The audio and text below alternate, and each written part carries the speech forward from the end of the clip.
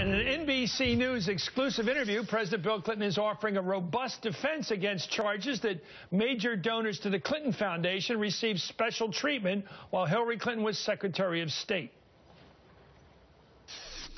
I asked Hillary about this, and she said, you know, no one's ever tried to influence me by helping you. No one has even suggested they have a shred of evidence to that effect. Pretty strong denial there. Bill Clinton made 11 speeches when he was paid $500,000 or more while his wife was at the helm of the State Department, including one in Moscow after a Russian-backed uranium deal was okayed by Washington. Bill Clinton says he has to make these speeches and will continue to do so. Here's his argument. People like to hear me speak, and I have turned down a lot of them. If I think there's something wrong with it, I don't take it, and I do disclose who gave them to me so people can make up their own mind. So she's now running for president. Will you continue to give speeches? Oh, yeah. I got to pay our bills.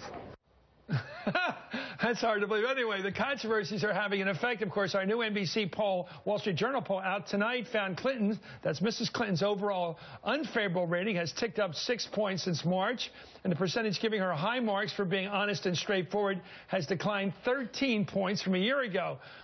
With just Democratic voters who will pick the nominee, of course, Hillary Clinton remains sky high at 86%, consistently seeing her positively. Joining me right now at the roundtable is Huffington Post global editor Howard Feynman, the president of Bernard Center for Women. Of course, Bernard Center is headed by Michelle Bernard.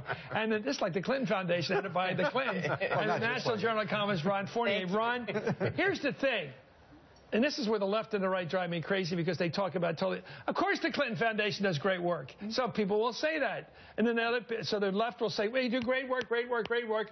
And then the right will say, but these guys are sleazeballs, sleazeballs, sleazeballs. Well, let's talk about both. But let's start with the fact the president, former president, says, I'm going to keep giving these speeches because nobody's ever been able to identify where Hillary has done something because I got something. And that's a pretty good challenge. If there's no evidence of anybody getting something from Hillary for something he got, where's the lack of ethics? Is that the standard now? Well, I'm asking you. We have to prove bribery before it's something that our public officials shouldn't do?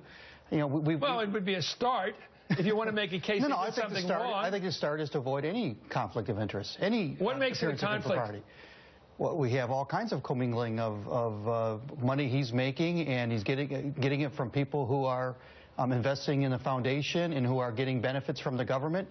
You know, there is no evidence of a quid pro quo. Who's ever gotten a benefit from the government because Bill Clinton got a speech for $500,000? Is that the standard? You just said it happened. No, I said there is no evidence of a quid pro quo. But no, but you said that he gives speeches, gets money, and then they get benefits. What are the benefits they've ever got? What there isn't evidence of is somebody got a favor done because of the money, but we do have a very obvious and big overlap between people who are donating to the foundation and people who are dealing with the government. Would it be better for the Globe, Howard? You're global. Would it be better for the Globe?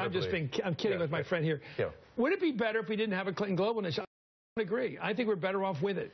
No, I think the foundation has undoubtedly done good work. And Bill Clinton was on that trip to Africa where he gave that interview to take part in the activities of it. And they do all kinds of below-the-radar great work. He probably thought he was getting an interview about the great work. Yeah. Well, that's in there, too, but we're not paying much attention to it. She was wearing a safari jacket. He may have been misled. May have thought otherwise. But, yes, I think, to Ron's point, I think what happens here is that various people get sort of lifted up into the Clinton stratosphere, if you will. Well, actually, they're providing the plane.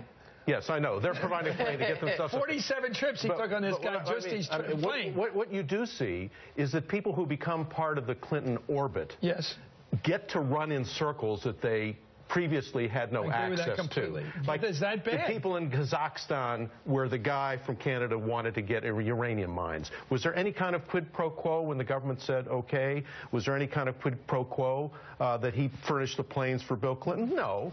But it's all part of the atmosphere in the stratosphere, which makes people wonder about whether these people know what's going on. They are obviously selling access in the sense they're accepting money from people who want to buy their friendship and goodwill and company. Do you think that's good governance? Well, it's completely different than, for example, what we saw of Bob McDonnell in Virginia. There's a huge difference between what's happening here and what we've seen happen in other places. The problem with the Clintons, and it's sort of a problem and kind of not a problem, is it is the appearance of impropriety society, the fact that the president looks so defensive in this interview with Cynthia McFadden. But the bottom line is, for better or for worse, I kind of say he's analogous to Marion Barry, that, you know, the mayor here in Washington, former mayor that we used to call the Teflon mayor.